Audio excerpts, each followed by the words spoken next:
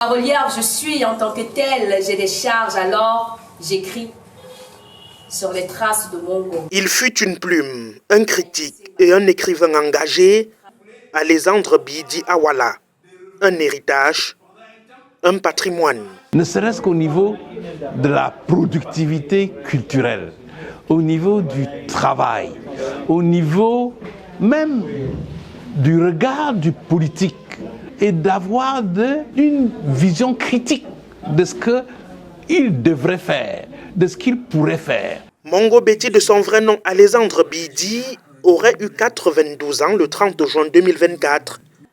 L'occasion faisant le larron, les œuvres de l'esprit de l'entrepreneur littéraire et très critique sont passées en revue. Il a laissé au Camerounais, au monde entier, une richesse à travers ses ouvrages. La Société des Amis de Mongo Betty que nous sommes avons le devoir et la passion de continuer à mettre à disposition ces ouvrages, amener les gens à lire, amener les gens à découvrir Mongo Betty et surtout, au-delà de la lecture, de s'approprier de ces combats, surtout dans un Cameroun aujourd'hui qui est en pleine marche vers le chaos. Des échanges interactifs sur le passage terrestre de Mongo Betty à la librairie des peuples noirs dont il fut le fondateur, à Yaoundé.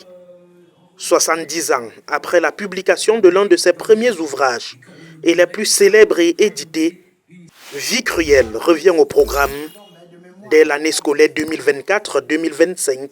Il revient aujourd'hui au programme scolaire. Donc c'est dire que malgré l'environnement qui ne reconnaît pas toujours nos intellectuels, nos icônes, on peut se satisfaire du fait que Mongo Betty continue à vivre et continue à faire des émules. Nous devons valoriser ce patrimoine parce que même si ceux qui nous gouvernent ont tendance à le mettre sous le boisseau, à l'ignorer, il nous appartient, nous autres, de le valoriser et le faire nous-mêmes contre vents et marées.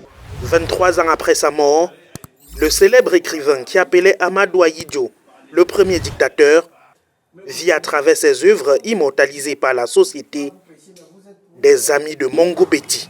Va heureux, valeureux tu es et le demeures à jamais.